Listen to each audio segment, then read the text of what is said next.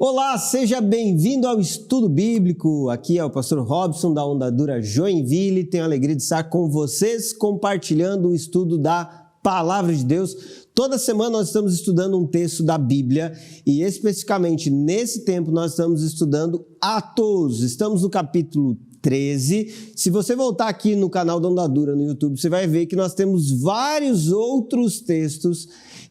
Desde o capítulo 1, nós já estudamos o livro de Atos e estamos analisando pouco a pouco os versículos. Hoje nós vamos responder a uma pergunta bem importante. Você que é cristão já precisa prestar atenção nisso. Como pregar a mensagem do Evangelho? O texto de hoje, Atos capítulo 13, a partir do versículo 14, especificamente a partir do versículo 15. Mas eu vou voltar no 14 para a gente entender um pouquinho o contexto.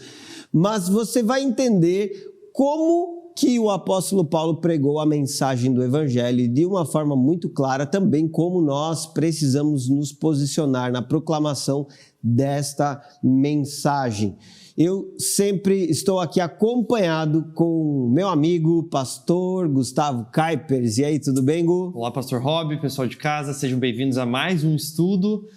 Hoje é um texto maravilhoso. A gente está falando já há algumas semanas sobre as viagens missionárias do apóstolo Paulo, ou melhor, sobre a primeira viagem missionária do apóstolo Paulo e a preparação para essa primeira viagem, que é então esse momento aqui do capítulo 13. E hoje a gente vai ter o primeiro grande discurso da viagem missionária, a primeira grande pregação do apóstolo Paulo. A gente já viu ali, ao longo dessas últimas semanas, por exemplo, 2 semanas atrás, Paulo, o texto diz que ele fala então a respeito de quem Deus é, a revelação do Deus verdadeiro, para o governador Sérgio Paulo, e ele se converte, mas não é escrito ali o que ele falou, como ele falou. E aqui a gente vai ver, num primeiro momento, algo maravilhoso, essa pregação completa, digamos assim, do apóstolo Paulo, o que ele teve a falar, a comentar, a expressar para aquela comunidade que ali estava reunida na sinagoga. Então vai ser bom demais a gente ver isso e perceber também assim, né? Bom, a gente tem referência de pregadores, né? E o que os apóstolos pregavam? Como que os apóstolos pregavam? Isso também é bem legal da gente perceber. A gente vai poder perceber isso juntos através do texto de hoje, né? É isso mesmo, gente. E só lembrando, então, nesse contexto que o Gustavo já estava mencionando, estamos na primeira viagem missionária do apóstolo Paulo. Nessa viagem missionária, ele já havia passado pela ilha de Chipre, já havia pregado o evangelho, você tem conversões em Chipre. Depois disso, eles saem de Chipre, aliás, uma conversão de um governador, algo muito relevante que foi mencionado por Lucas em Atos. Depois disso, eles saem e vão para a Panfilha, especificamente eles aportaram em Perge e depois de Perge eles seguiram em direção à Antioquia da Psídia. O detalhe bem importante é que a menção à cidade de Perge só traz uma questão, que nesse momento que eles estavam em Perge, João Marcos, que era um dos participantes dessa viagem missionária, acabou desertando, acabou voltando para Jerusalém. E nesse contexto, você tem então Paulo e Timóteo seguindo, aliás, Paulo e Barnabé seguindo a viagem missionária. É isso que nós vamos ler, inclusive, no versículo 14. Preste atenção agora. Diz assim o texto: Paulo e Barnabé prosseguiram para o interior, até Antioquia da Psídia. No sábado foram à sinagoga. Depois da leitura dos livros da lei e dos profetas, os chefes da sinagoga lhes mandaram um recado: irmãos, se vocês têm uma palavra de encorajamento para o povo, podem falar. Quero só chamar a atenção de vocês aqui para esse versículo 15. De alguma forma, o versículo 14 nós já explicamos no estudo bíblico anterior. Só faço a menção a essa cidade, que é uma cidade que estava numa rota comercial romana, então uma cidade que também sofria por receber visitas, podemos assim dizer, de pessoas de diversos lugares. Na cidade existiam gregos, existiam judeus e existiam romanos, portanto, era uma cidade cosmopolita, uma cidade que tinha influência de diversos povos. E nessa cidade especificamente, Paulo ele chegou a uma sinagoga. Nós falamos sobre isso semana passada. Ponto. Quando ele estava na sinagoga, houve a leitura dos livros da lei e dos profetas. E aqui é interessante porque dentro da sinagoga existia uma forma de ordem ou liturgia desse momento em que eles se reuniam. Primeiramente, acontecia o Shema Israel, que é aquele chamado ao povo de Israel em ouvir o Senhor, Deus de Israel, como sendo o único Deus. E a orientação de que amarás o Senhor teu Deus de todo o teu coração, de toda a sua alma e com todas as suas forças, sendo essa a base da fé e também da prática dos judeus. Era uma perspectiva que eles tinham clara em todos os momentos de liturgia, eles faziam então essa declaração do Shema Israel. Depois disso, acontecia um momento de oração em pé, onde eles declaravam 18 bênçãos. Os judeus da diáspora tinham uma prática de viver essa liturgia. Terceiro momento da liturgia era a oração, aliás, a leitura da Torá. Depois dessa oração, eles faziam um momento de leitura da Torá, como o próprio texto diz que liam os livros da lei, e depois dos profetas, que são os livros do Nevim. E então, existia um quinto momento da liturgia, que era a explicação, a apresentação dessa mensagem, ou uma palavra de exortação ou encorajamento. Nesse momento, um dos irmãos proferia uma mensagem, como se fosse uma pregação que nós temos em nossos dias, para explicar textos que foram lidos, para trazer um ensinamento aos judeus que ali estavam, naquele momento, participando da sinagoga. O que chama a nossa atenção à luz desse texto? Que Paulo, ele foi convocado a trazer uma palavra de encorajamento nesse momento. E por que ele foi convocado? Existem diversas possibilidades, né? O chefe da sinagoga o identificou como um judeu, como uma referência, como um rabino, alguém que de alguma forma poderia exercer esse ministério do ensino, da orientação ou da palavra de encorajamento. Talvez pelas suas vestimentas, talvez pela sua postura, mas de alguma forma eles já foram identificados e especificamente você vê que Paulo é colocado nessa posição. E isso chama a nossa atenção porque Paulo foi para o lugar correto, mas ele também teve a postura devida, ele teve a atitude necessária. Para pregar o evangelho de maneira clara e direta, ele estava atento às oportunidades que lhe foram transmitidas. E no momento em que a oportunidade surgiu, Paulo estava pronto para ensinar.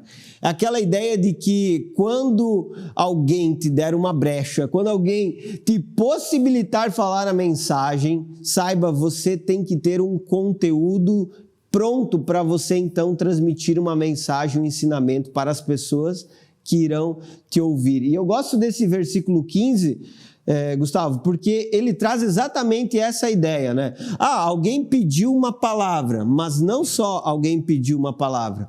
Paulo tinha a palavra, Paulo tinha o que dizer, Paulo tinha conteúdo para transmitir naquele momento. É interessante que tanto a linguagem do pedir ali a palavra, ou melhor, perguntar para as pessoas, né? Alguém aqui quer fazer um comentário ou fazer isso, já é um pedido de autoridade. Não é que tipo assim, sem autoridade eu vou fazer aquilo, mas eu assumir a posição de dar uma palavra ou de passar uma interpretação, ou aqui o termo que é usado na exortação aqui até, né? A expectativa por trás dessa palavra que seria dita por aquele que se levanta para dizê-la é uma expectativa de que seja realmente uma palavra consciente, robusta, uma palavra de encorajamento, um ensino bíblico fiel, verdadeiro, não uma coisa aleatória. E quando Paulo, inclusive, levanta-se, quando Paulo, junto a se levantar, ele faz um gesto com a sua mão, tudo ali ele está comunicando que aquilo que ele vai dizer, falar, parte de uma autoridade que lhe foi conferida e delegada como um apóstolo. E aí é muito interessante, né? Porque a gente percebe, o apóstolo Paulo, ele Agora, como apóstolo, dentro da igreja cristã, ele tem muita autoridade, porque ele é um apóstolo de Cristo. Mas também, dentro da realidade judaica, Paulo tinha muita autoridade, porque ele era o fariseu dos fariseus, ele foi formado, mestre da lei, foi formado numa escola de muita competência, ele tinha muita autoridade, muita credibilidade em meio aos judeus. Então, digamos assim, ele era a pessoa ideal agora para estar fazendo essa ponte de conexão entre qual é essa expectativa messiânica, quais são essas promessas, quais são essas profecias que vocês aqui que estão na sinagoga estão toda semana lendo, relendo os escritos, os profetas, tudo aquilo que vocês têm proferido, lido, vivido juntos. Ele é a pessoa ideal agora para pegar, assimilar todo esse conteúdo e trazer a resposta da revelação do Messias, do Cristo revelado, né? Então, o apóstolo Paulo, ele está preparado para comunicar, porque é muito interessante também, né? Pensa nesse cenário. Ali é um cenário muito fértil para pregar o evangelho, porque todo mundo que está ali são pessoas que têm uma expectativa do Messias. Quem é o Messias? Quando vai ser esse Messias? Já foi? Já se cumpriu? Bom, a gente não sabe, a gente tem essa expectativa ainda. Bom, mas Paulo, ele olhando para aquele público, ele poderia estar despreparado e meio que perder essa oportunidade, mas ele estava muito bem preparado e a gente vai ver isso no meio do seu discurso também. E, inclusive, essa boa preparação dele rende bons frutos no final do texto, a gente vai ver isso também, né? Exatamente, o Gustavo já deu spoiler aí para vocês, mas vocês vão acompanhar até o fim, porque tem muita coisa boa nesse texto. Pode ser que dê ruim, gente. Para alguns deu. Ai, não, tranquilo. Vamos lá. Ó, gente, versículo 16, o que o texto diz? Então Paulo ficou em pé, levantou a mão para pedir silêncio e começou a falar. Aquilo que o Gustavo mencionou agora. Homens de Israel e gentios tementes a Deus. Olha só, ele ampliou o discurso dele para além daqueles que eram israelitas de nascença. Ele falou gentios que são tementes a Deus, ou seja, nessa sinagoga existiam muitas pessoas que seguiam o Deus de Israel, que tinham um temor ao Deus de Israel, e Paulo está dizendo, essa mensagem não é só para os judeus que estão aqui, para, melhor dizendo, os israelitas de nascença que estão aqui, é para todos vocês que são tementes a Deus. E lembrando, até essa distinção entre os termos, né? Israelita é aquele que tem uma descendência de Israel. Agora, o judeu é aquele que acredita no Deus de Israel e não necessariamente nasceu como um israelita ou nasceu de uma descendência israelita. Portanto, o judeu ele pode ser alguém de um outro povo que acabou reconhecendo o Deus de Israel. E aí ele diz, ouçam-me, escutem o que eu tenho para dizer a vocês. Versículo 17. O Deus dessa nação de Israel escolheu nossos antepassados e fez que se multiplicassem e se fortalecessem durante o tempo em que ficaram no Egito. Então, com braço poderoso, ele os tirou da escravidão. Ele suportou seu comportamento durante os 40 anos em que andaram sem rumo pelo deserto. Destruiu 7 nações em Canaã e deu seu território a Israel como herança. Tudo isso levou cerca de 450 anos. Depois, Deus lhes deu juízes para governá-los até o tempo do profeta Samuel. Bom, gente, quero chamar a atenção de vocês inicialmente para esses versículos, que primeiramente apresentam uma escolha soberana de Deus. Então, a mensagem que Paulo proclamou para eles começou falando sobre a história do povo de Israel. Ele abordou de maneira muito direta a história do povo de Deus, sendo bem específico em alguns tópicos. Por exemplo, eles foram escolhidos por Deus, eles foram exaltados por Deus, porque ele diz que Deus exaltou o seu povo, eles foram tirados com o braço poderoso do Egito, ou seja, Deus libertou eles do Egito, e ele então declara claramente que Deus suportou, carregou como um pai e com paciência a esse povo. O que fica evidente por essa ideia inicial que Paulo está trazendo no seu sermão é: o povo de Israel não é um povo perfeito, Não é um povo que foi escolhido por si próprio, ou que buscou a Deus por conta própria, ou que quis Deus por si. Ele é um povo que foi separado por Deus. Ele é um povo que foi guiado por Deus. Ele é um povo que foi guardado por Deus. É um povo que esteve debaixo do cuidado. Inclusive, aqui tem uma expressão que é bem interessante, né? Ele foi carregado como um pai.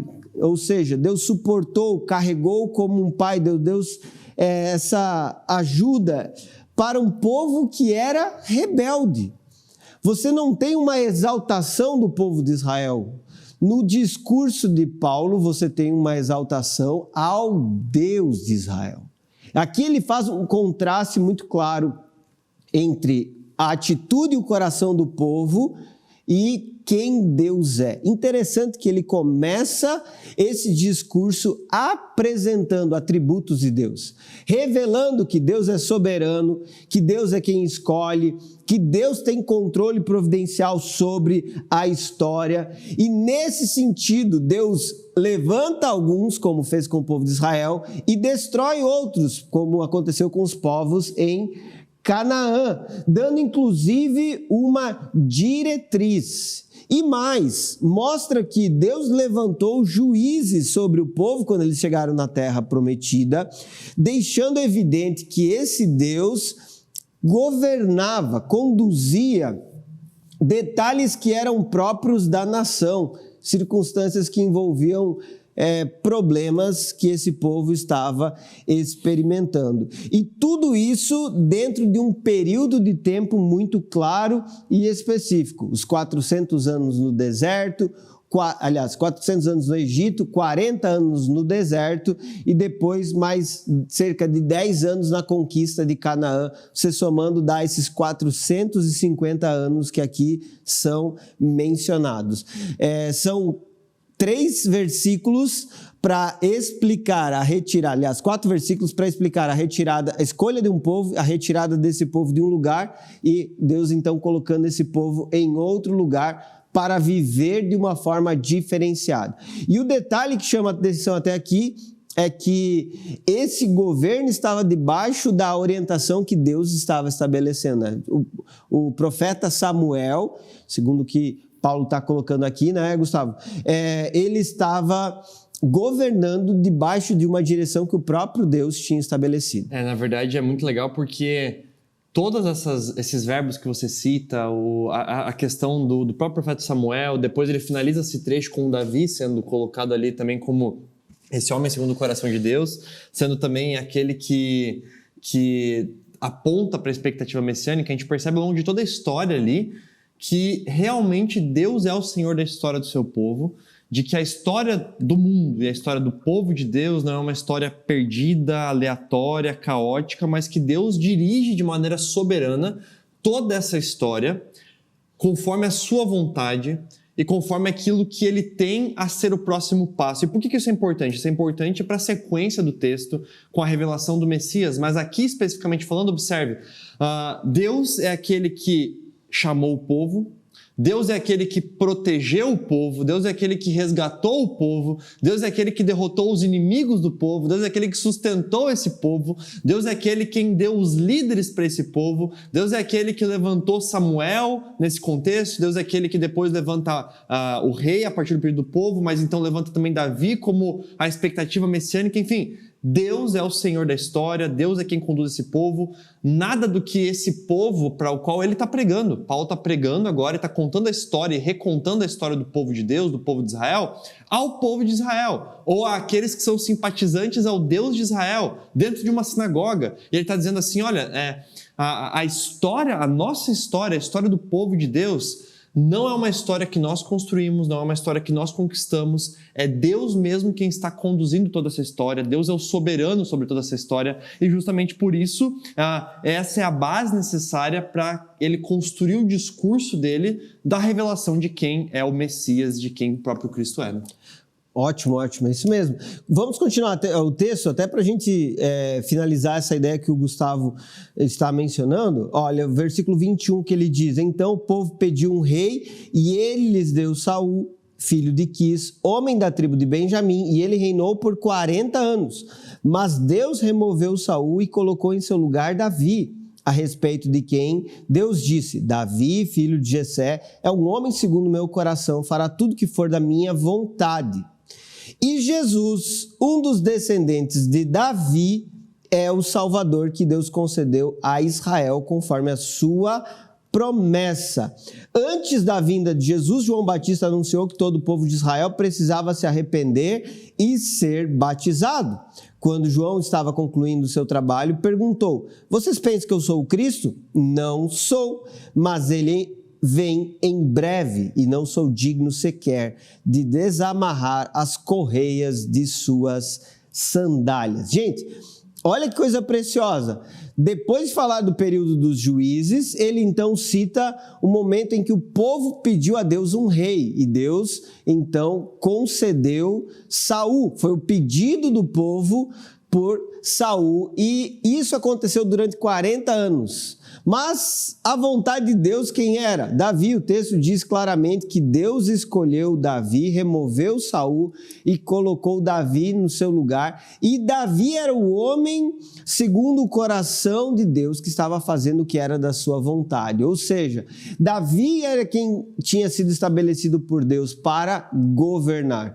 Basicamente, o que Lucas está fazendo nesse discurso, ou ao contar esse discurso, é trazer o contraste da pregação de Paulo, um contraste entre o governo humano estabelecido pelo homem, o desejo do homem, e o governo segundo o que Deus desejava, para culminar exatamente em quem? No Salvador, no Messias que havia sido prometido para Israel. E quando você tem o nome de Jesus sendo mencionado aqui no versículo 23, ele é mencionado como um dos descendentes de Davi. Por quê?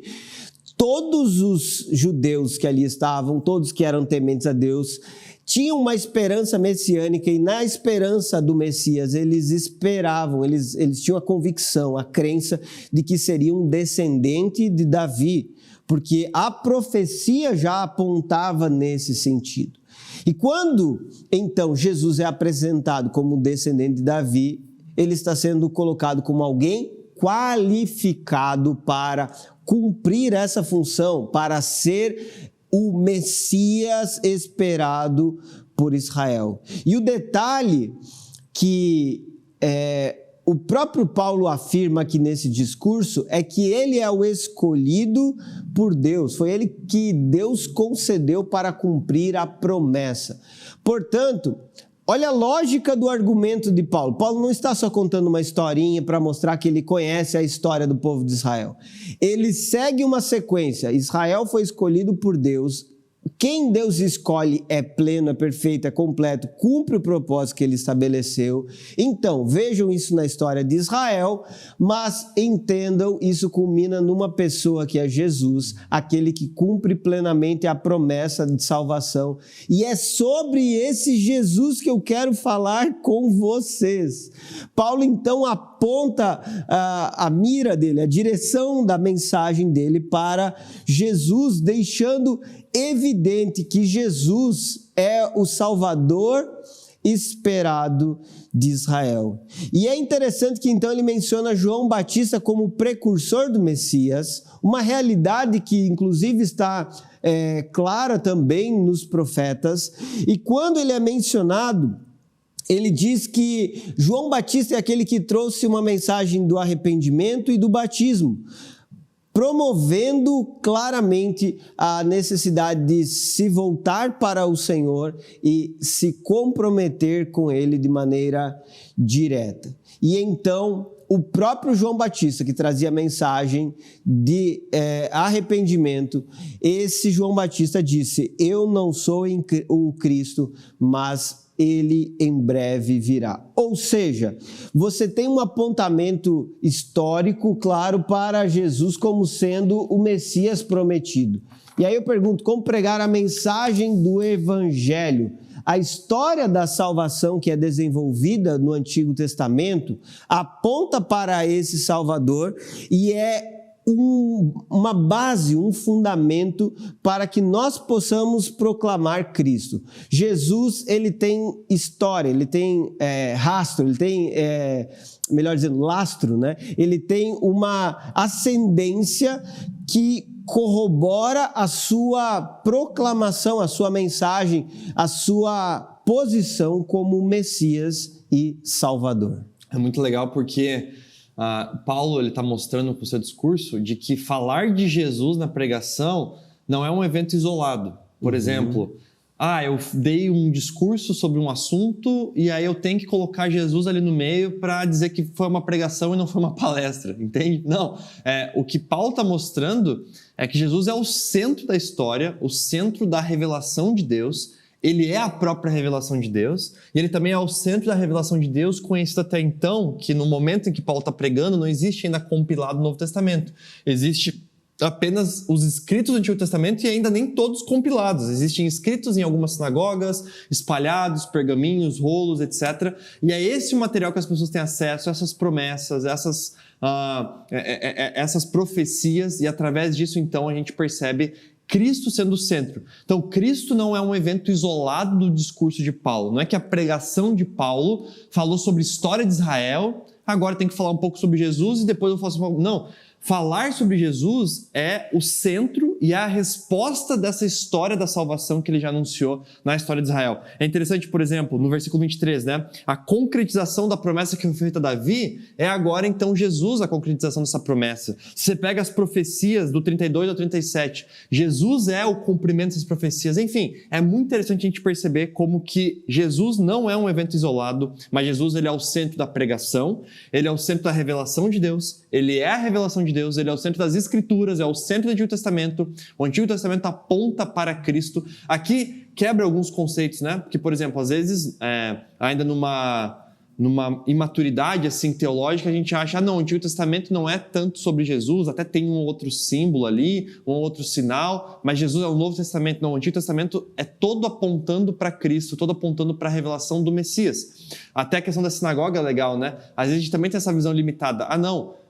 Até vir Jesus ao mundo, ou até começar Atos, só judeu vinha conhecer o Deus de Israel, mas essa sinagoga é formada por muitos prosélitos, né, muitas pessoas que não são judeus e se converteram ao Deus de Israel, e agora estão tendo a oportunidade não só de conhecer o Deus de Israel, mas de ter o anseio messiânico do Deus de Israel respondido na figura de Jesus, né? É isso aí, e o texto continua, porque esse discurso é maravilhoso e é grandioso, inclusive, né? Literalmente grandioso, né? Versículo 26, olha o que diz. Irmãos, agora ele muda o tom. Vocês que são filhos de Abraão e também vocês, gentios tementes a Deus, essa mensagem de salvação foi enviada a nós. O povo de Jerusalém e seus líderes não reconheceram que Jesus era aquele a respeito de quem os profetas haviam falado. Em vez disso, eles o condenaram e, ao fazê-lo, cumpriram as palavras dos profetas que são lidas todos os sábados. Não encontraram motivo legal para executá-lo, mas ainda assim pediram a Pilatos que o matasse.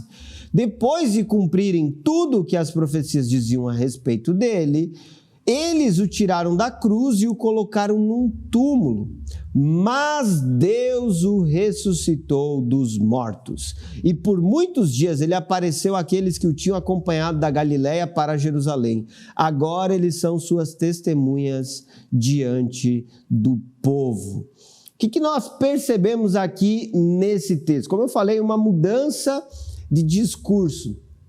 E aqui existe a proclamação de Jesus crucificado e ressuscitado. E isso é muito importante, porque são dois pontos que têm que ser enfatizados na proclamação do Evangelho.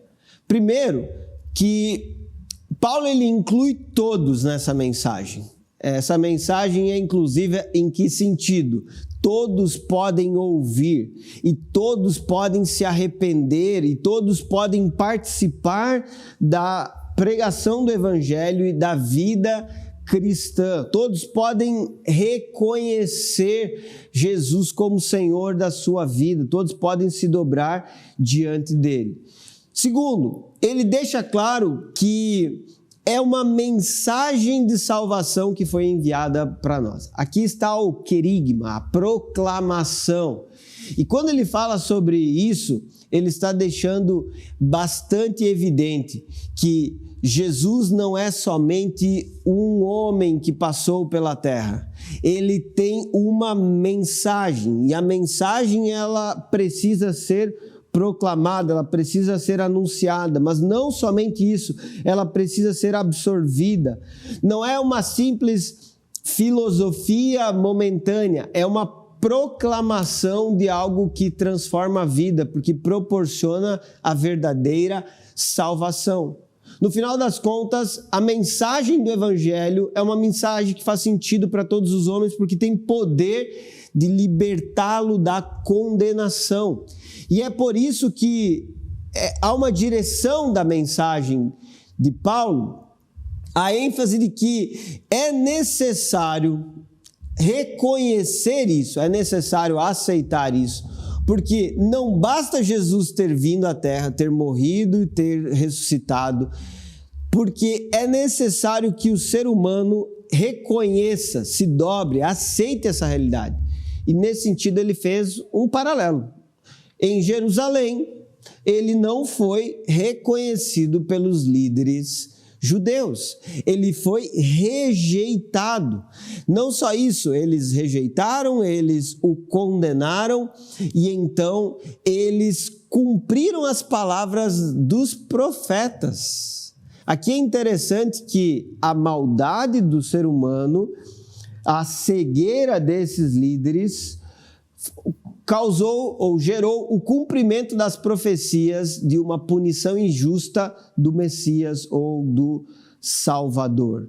Você tem aqui uma injustiça flagrante e, ao mesmo tempo, você tem nessa injustiça um cumprimento daquilo que foi proposto ou foi declarado pelos profetas. E o versículo 28 ele é bem emblemático porque ele diz: não tinha motivo legal para executá-lo, mas ainda assim solicitaram que ele fosse morto.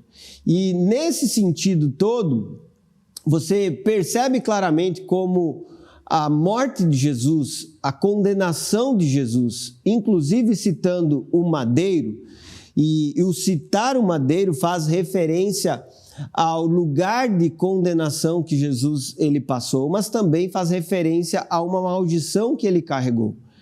Porque todo aquele que carrega sobre si a maldição da salvação, ou nesse caso, aquele que carregou sobre si a condenação e a maldição, ele foi pendurado no madeiro. E Deuteronômio já apontava essa realidade. Maldito é todo aquele que é pendurado no madeiro.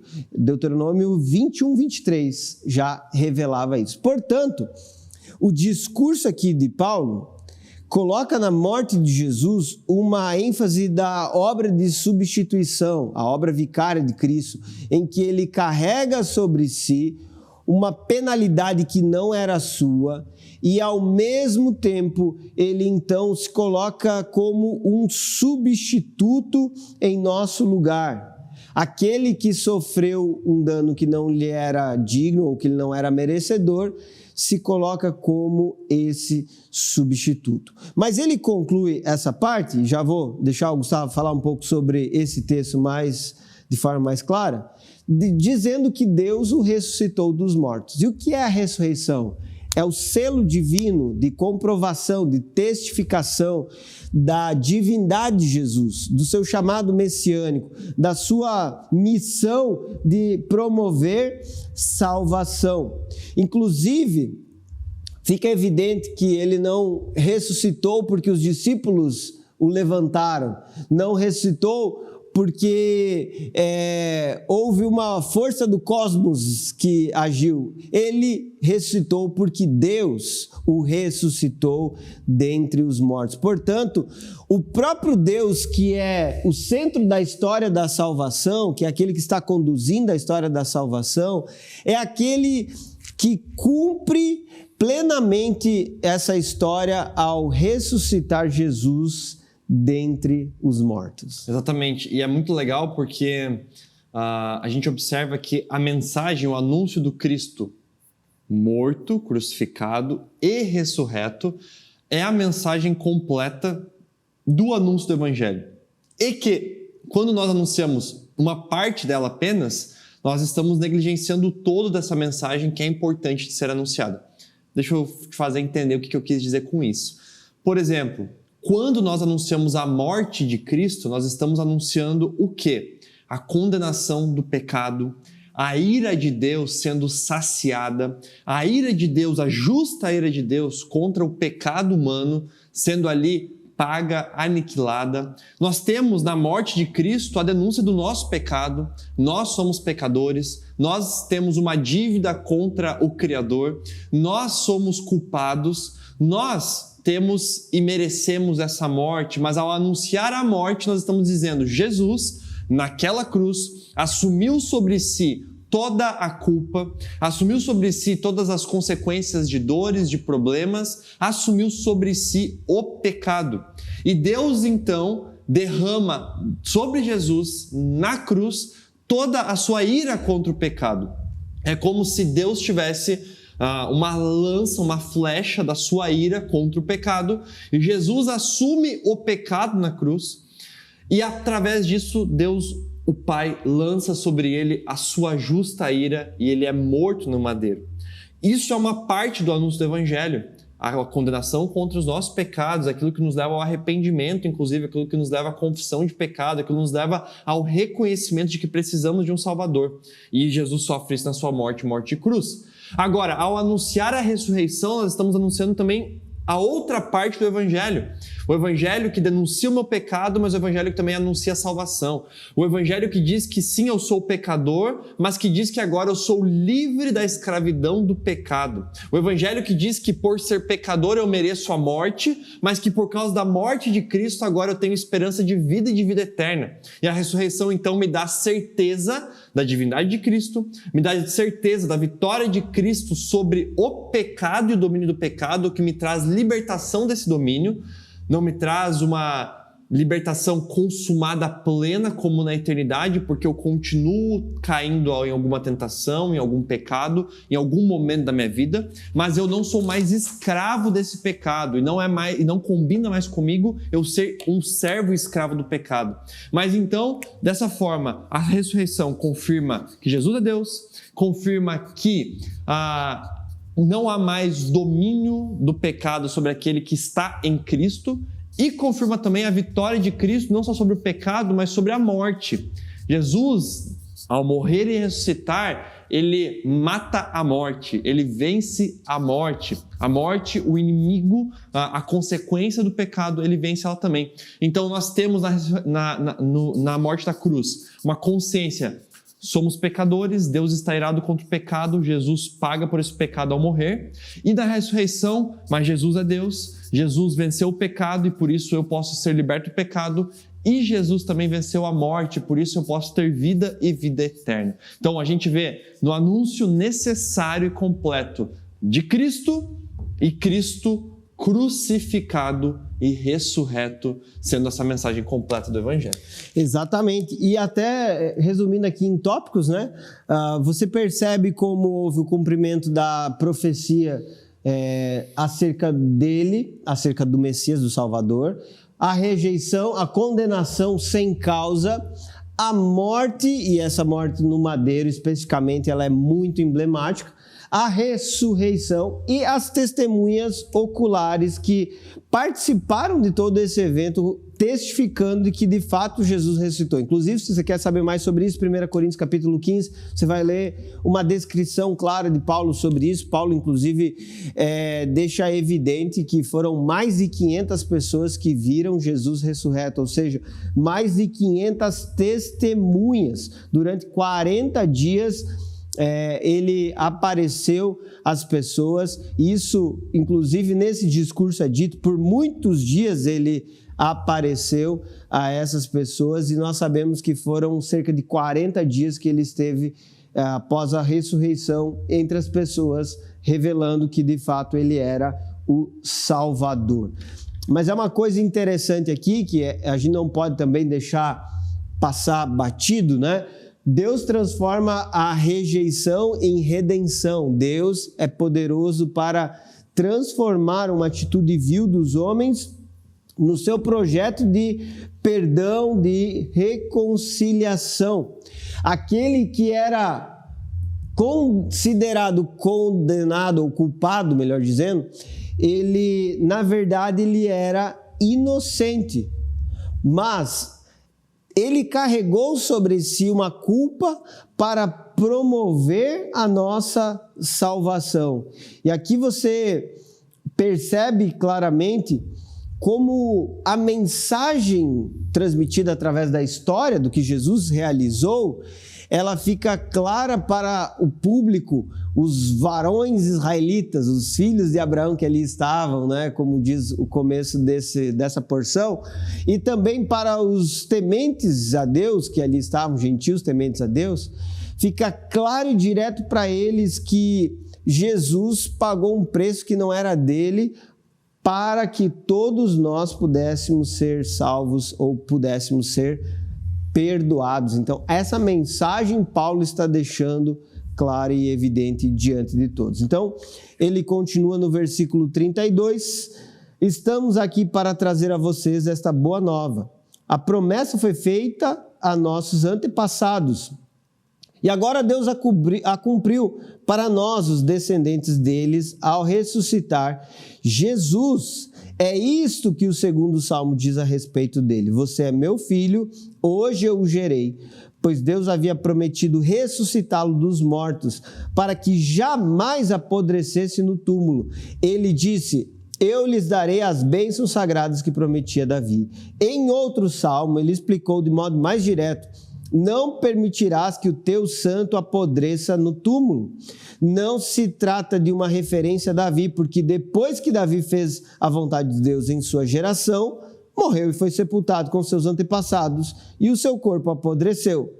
É uma referência a outra pessoa, a alguém a quem Deus ressuscitou e cujo corpo não apodreceu. Olha só, gente, essa parte do sermão de Paulo, ele abusa de citações, ele cita com abundância, melhor dizendo, citações, faz uma abundância de citações de textos do Antigo Testamento para comprovar aquilo que ele está proclamando. Primeiramente, ele deixa evidente que era uma promessa feita aos antepassados, ou seja, a pessoa de Jesus, o que aconteceu, todos esses fatos aqui, gente, eles foram prometidos, eles cumprem uma promessa que havia sido estabelecida pelo próprio Deus. Cumpre a aliança que Deus estabeleceu com o seu povo e estão focadas em trazer essa realidade. Portanto, Jesus, ele é o cumprimento dessa promessa de Deus. E aí ele cita então alguns textos, Salmos 2:7, por exemplo, tu és o meu filho e hoje eu te gerei. Esse salmo ele era utilizado nas coroações dos reis de Israel, trazendo uma ênfase ao pacto, à aliança que existia de Deus com o seu povo e consequentemente, a linhagem messiânica que se esperava vindo desses reis. E o que você tem, então, nessa observação? Que não está falando sobre um nascimento no sentido da essência, ou seja, ontológico, mas ele está se referindo ao nascimento de um momento, de um tempo específico dentro da história, como se fosse a economia da vinda de Cristo, né? Ou a relação do tempo em que ele iria ser apresentado e cumprir essa promessa. Então, hoje te gerei é no sentido que o Filho de Deus, em determinado momento, ele nasceu na história, não que antes disso ele não existisse, mas ele foi gerado como uma pessoa fisicamente, ele foi gerado como esse ser físico que ali esteve é o que João vai falar lá no capítulo 1, claramente vai deixar bastante evidente para nós. E então você tem o cumprimento dessa profecia, é isso que Paulo aqui está dizendo. Essa profecia, ou essa palavra, esse salmo se referia diretamente a Jesus, o Filho de Deus. Também ele cita Isaías 55:3, dar-vos-ei santas e fiéis bênçãos de Davi. E aqui, então, as promessas que foram feitas a Davi, ele diz que foram validadas e confirmadas através desse Messias que tem um reinado eterno. Não é um reinado permanente, passageiro, melhor dizendo. Não é um reinado de um tempo, mas é um reinado que se estende por todas as gerações. Também depois do versículo 35 ele cita o Salmos 16:10, que vai dizer: não permitirás que o teu santo veja a corrupção. E quando você aplica isso a um rei, como o próprio rei Davi, você diz assim: mas ele viu a corrupção em qual sentido? A morte. Ele experimentou a morte. E Paulo deixa evidente, Davi passou por essa morte e depois que ele cumpriu o seu propósito nessa geração, nessa terra, ele foi sepultado com seus antepassados, o corpo dele apodreceu. Agora, essa referência não é diretamente a Davi, ou seja, Paulo utiliza mais uma base, um fundamento nas Escrituras para apontar para Jesus como sendo Messias, como sendo aquele que não viu a corrupção, porque o seu corpo não apodreceu, o seu corpo não passou por esse estágio de padecer constantemente. E aqui você enxerga diretamente uma referência no discurso de Paulo à messianidade de Jesus, o Filho de Deus, inclusive fazendo esse link, essa relação com a linhagem de Davi. Muito bom. Inclusive, enfim, diante desse tópico, acho que não tenho muito para complementar, mas uma coisa só que eu queria mencionar, já levando em consideração a nossa pergunta, né, da introdução, é o quanto que é legal perceber Paulo mesmo usando citações, né, e textos bíblicos diversos para fundamentar o anúncio a respeito de Cristo.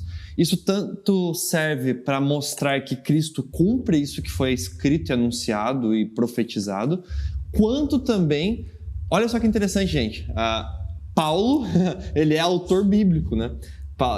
Paulo, diferente de algumas pessoas dos nossos dias, Paulo podia bater no peito e dizer assim: não, eu vou falar só o que tiver na minha cabeça mesmo, que a Bíblia, não vou usar ela, não vou usar as escrituras, mas mesmo Paulo usa a Bíblia, usa as escrituras, usa como referencial e como anúncio aquilo que a própria palavra diz. E isso é maravilhoso porque mostra para nós de que o anúncio do Evangelho, o anúncio de Cristo não vem de invencionismo humano, mas vem da própria revelação de Deus, da própria palavra de Deus. É a palavra de Deus que revela quem Deus é. É a palavra de Deus que aponta para quem Cristo é. E nós precisamos entender isso, inclusive, nós precisamos discernir isso, inclusive, e a partir disso também, enfim, nutrir, experimentar isso dessa forma. Então isso é muito interessante a gente perceber.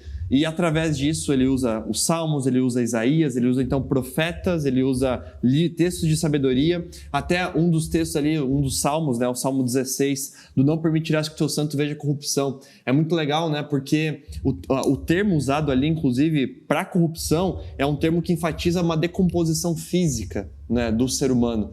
E Jesus, quando a gente vê lá em João, é dito que Jesus, o verbo se tornou carne e habitou entre nós. Isso quer dizer o quê? Que Jesus assume a natureza humana ao ponto de assumir a natureza que se decompõe, inclusive. Mas ao morrer, ele não experimenta da decomposição. Ele é ressuscitado e o seu corpo não se decompõe, mas sobe aos céus.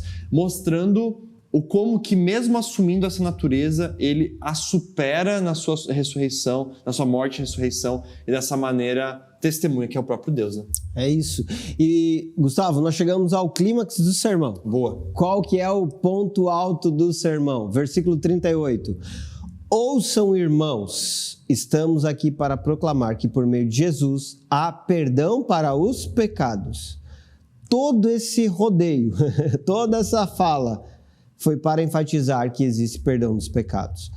Todo que nele crê é declarado justo diante de Deus, algo que a lei de Moisés jamais pôde fazer. Preste muita atenção aqui, porque Paulo ele apresenta a justificação pela fé. E aqui você tem de uma forma clara o resumo da mensagem que Paulo traz em Romanos, Gálatas, a mensagem sobre a justificação pela fé que é tão preciosa para o cristão, para o povo de Deus, enfim, para a humanidade.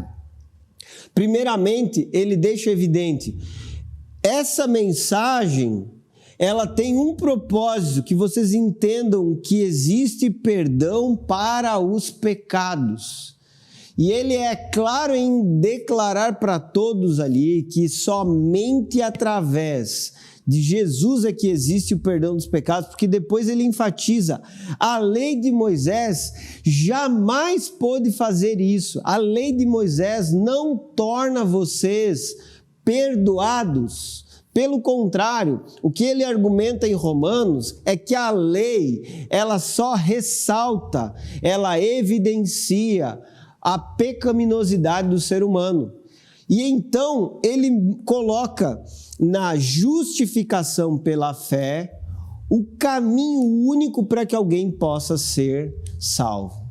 Portanto, o que você percebe nesse texto é que a confiança na obra que Jesus realizou, na mensagem que ele está transmitindo nesse momento, essa confiança vai fazer com que alguém seja perdoado pelos seus pecados, porque somente através da obra de Jesus é que alguém recebe esse perdão. Não é uma confiança em si, não é uma confiança nas suas obras, não são méritos próprios.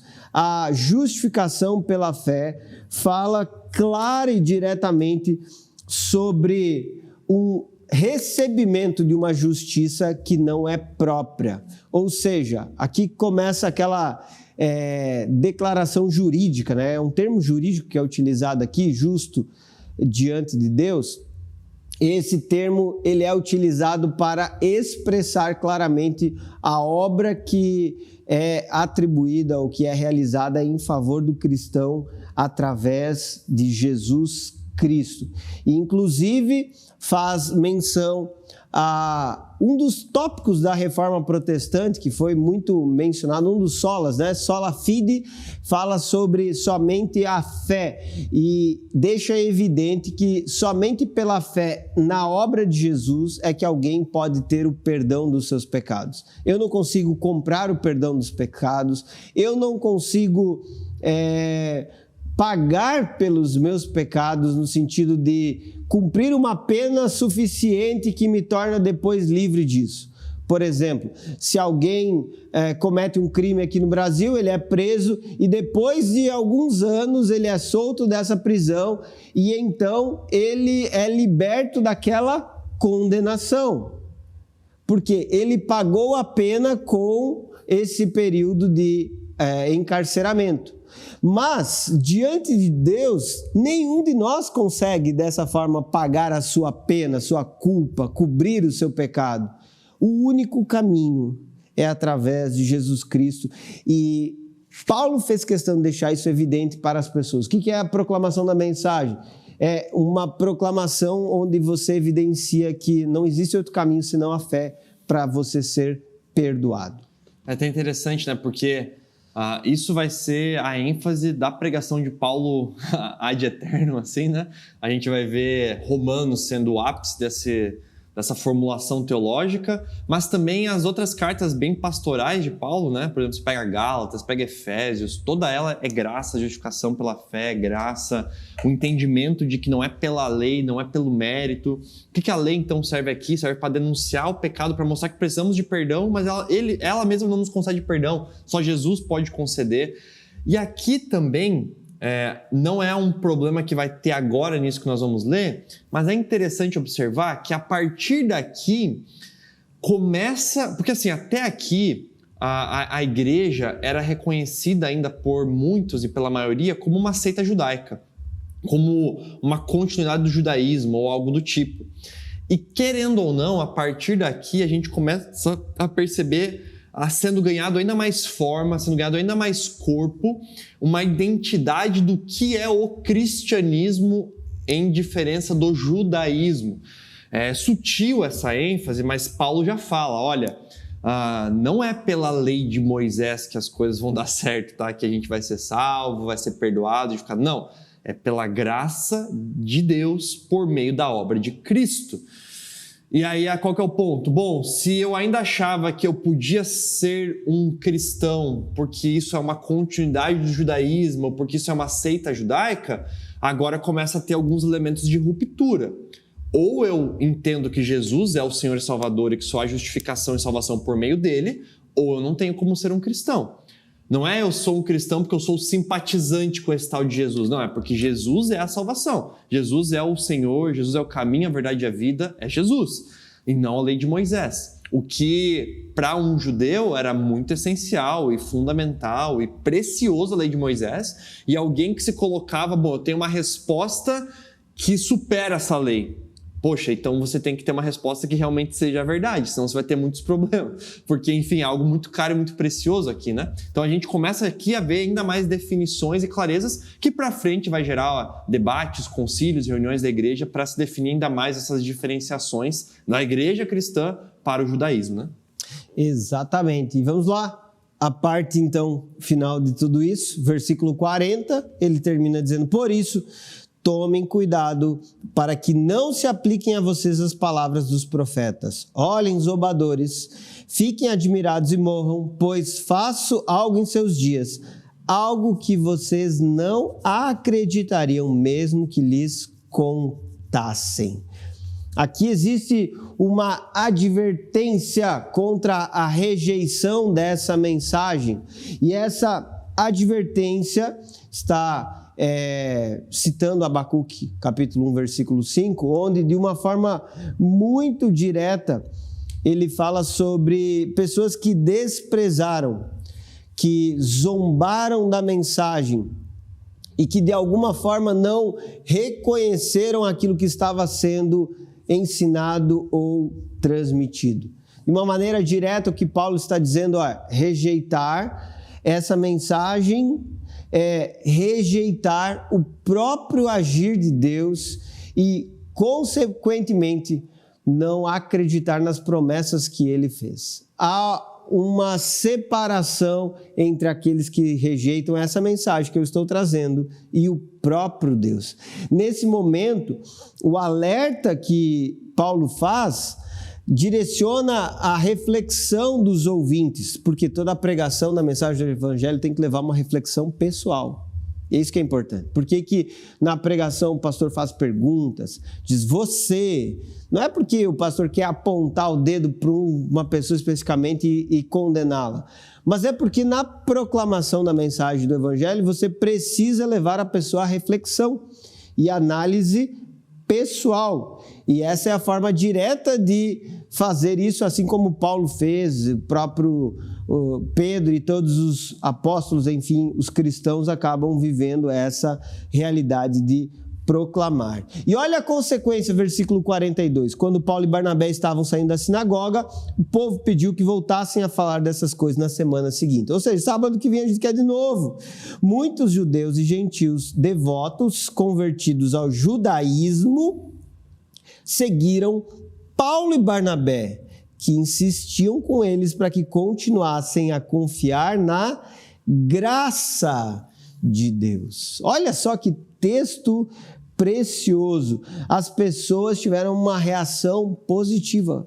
Uau, isso que você falou foi muito legal, muito interessante. Nós queremos ouvir mais. As pessoas demonstraram interesse, por quê? As pessoas estão sedentas pela mensagem do evangelho. O ensinamento da palavra de Deus desperta as pessoas para uma vida plena, uma vida completa, e por isso as pessoas desejam ouvir. Eu muitas vezes já participei de velório ou até mesmo um casamento e as pessoas chegam para mim e dizem assim, poxa, é tão bom ouvir essas palavras assim, nossa, que legal, gostoso, vou na tua igreja para ouvir a pregação.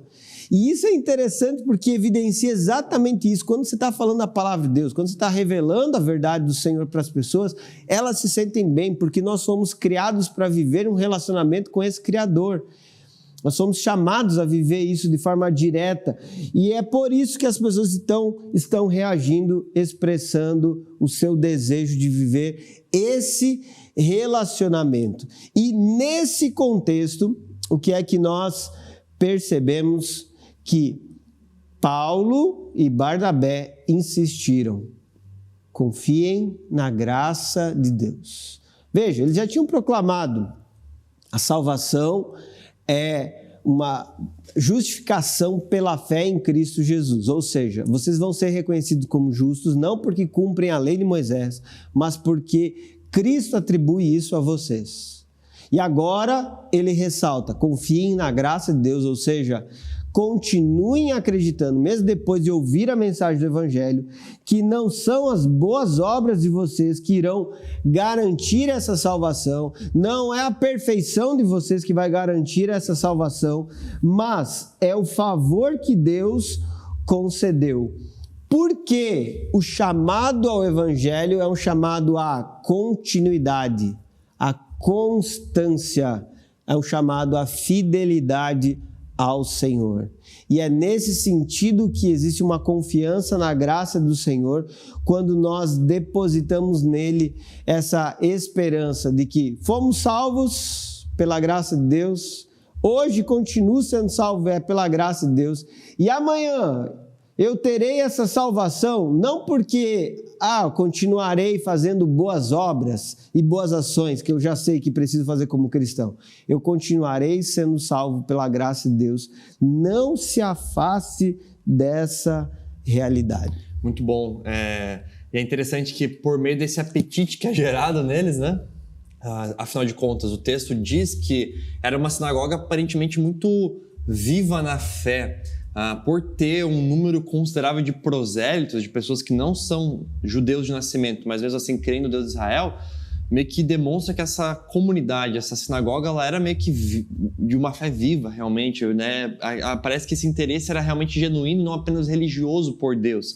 Ao ponto de que ao ouvir o Evangelho, eles demonstram interesse e querem ouvir mais disso, mas é legal que nesse contexto Paulo diz, olha, querem ouvir mais, continuem na graça, perseverem na graça e obedeçam, se convertam, vivam essa realidade, abracem essa realidade.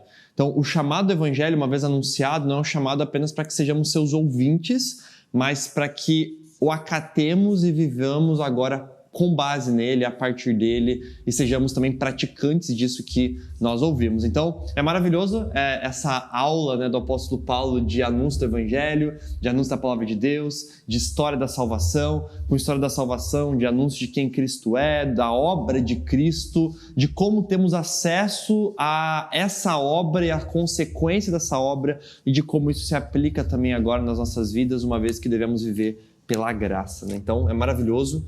Enfim, bom demais. E até eu coloquei aqui do lado, né, algumas palavras só para resumir. Então, um sermão de Paulo. Boa.